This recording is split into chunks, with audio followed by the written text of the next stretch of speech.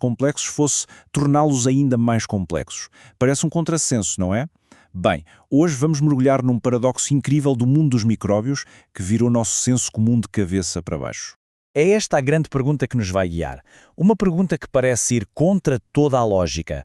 Mas a resposta, como vamos ver, pode mesmo mudar a forma como pensamos sobre ecossistemas, desde o nosso próprio intestino até ao solo de um campo agrícola.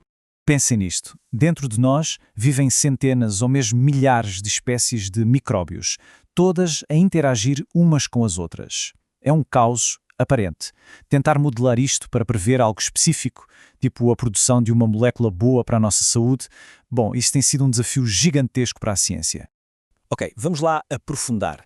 Há muito que existe esta ideia, conhecida como simplicidade emergente. Ela sugere que, se calhar, toda esta diversidade não é o problema. Se calhar, é mesmo parte da solução. O detalhe é que, durante muito tempo, isto era só uma intuição, uma ideia um bocado vaga. E é aqui que a ciência entra em jogo.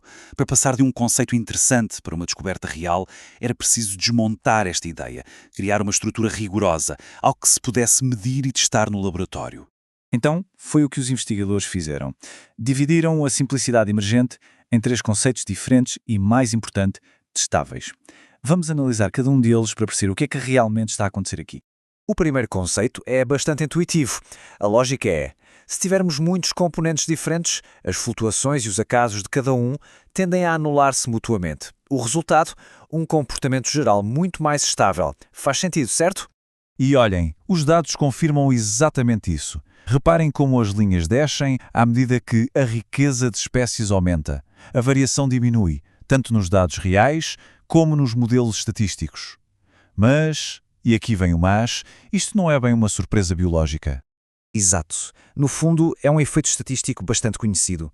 É interessante, sem dúvida, mas não é a descoberta revolucionária que se procurava.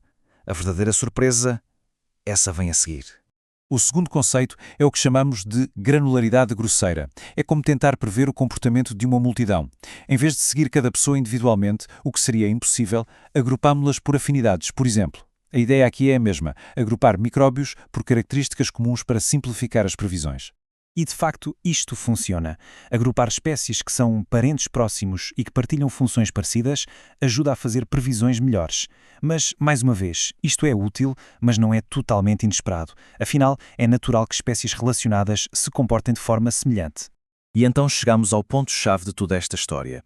O verdadeiro pulo do gato não estava no facto de os modelos simples funcionarem, mas sim em quando é que eles funcionavam espetacularmente bem. E é isso que nos leva à grande revelação. Este é o fenómeno que muda tudo. Previsibilidade emergente.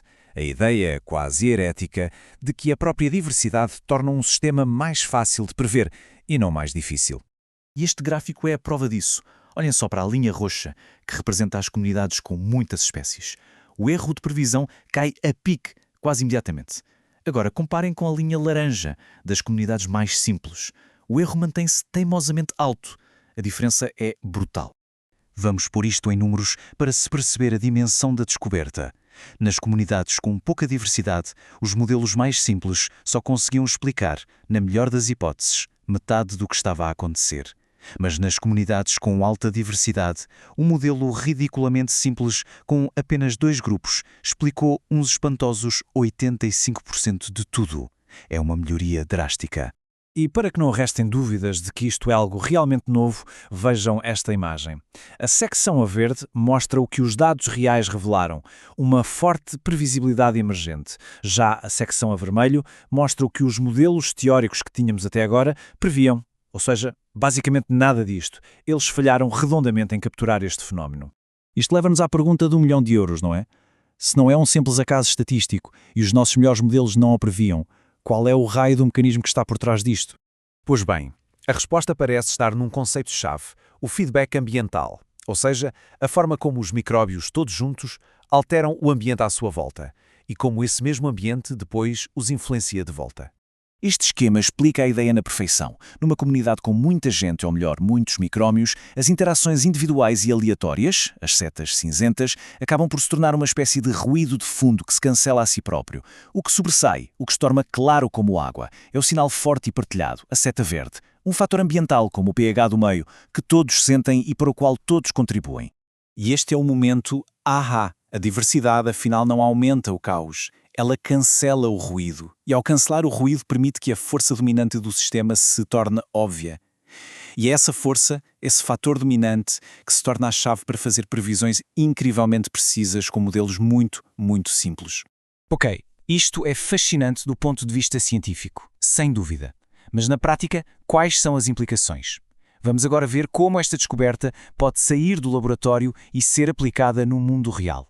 Bem, as aplicações são potencialmente enormes. Se conseguirmos usar a diversidade para tornar os sistemas mais previsíveis, podemos começar a desenhar comunidades de micróbios para otimizar a nossa saúde intestinal, para aumentar a produtividade dos solos na agricultura ou até para construir bioreatores industriais mais eficientes. No fundo, é como se tivéssemos descoberto uma nova alavanca para manipular o mundo microbiano a nosso favor. No fim de contas, a grande lição é esta. Durante décadas, a complexidade foi vista como um obstáculo, algo a simplificar ou a contornar. Esta investigação vira essa ideia do avesso. Sugere que, em vez disso, devemos abraçar a complexidade. A diversidade não é o problema, é uma ferramenta que, quando bem compreendida, gera simplicidade. E isso deixa-nos com uma última reflexão. Se esta regra contraintuitiva se aplica aos micróbios, onde mais poderá aplicar-se? Em mercados financeiros? Nas redes sociais? No nosso próprio cérebro? Que outras coisas se poderiam tornar mais simples de entender se tivermos a coragem de as tornar, primeiro, mais complexas? Fica a pergunta no ar.